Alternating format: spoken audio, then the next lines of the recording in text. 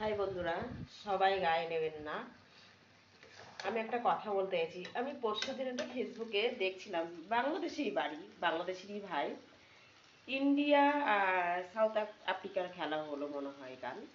তা ইন্ডিয়াকে নিয়ে কথা বলছে, ইন্ডিয়া জিততে পারবে না, ইন্ডিয়া অনেক অনেক অনেক কথা।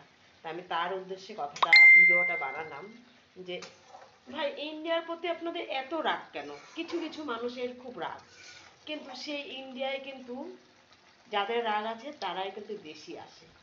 ঠিক আছে, যে কোনো ট্রিটমেন্টের জন্য ইন্ডিয়ায় ছুটতে হয়। তাহলে কেন ইন্ডিয়াকে এত রাগ, এত ক্ষোভ বলেন তো? ইন্ডিয়ার কটা মানুষ বলেন তো বাংলাদেশে ট্রিটমেন্ট হওয়ার জন্য যায়, বা কোনো কাজের জন্য যে ছুটতেই হয়? আমাকে বলেন তো। আপনাদের কিন্তু এই ভারতে আসতে হয়, ইন্ডিয়াতে আসতেই হয়, কিন্তু আপনারা কেন ইন্ডিয়াকে এত রাগ ক্ষোভ, তো মানে মনে দুঃখ কেন? আমার একটা খুব জানতে ইচ্ছা করে। কেউ যদি এই ভিডিওটা দেখে থাকেন, আমাকে একটু বলবেন যে কেন রাগ আপনাদের।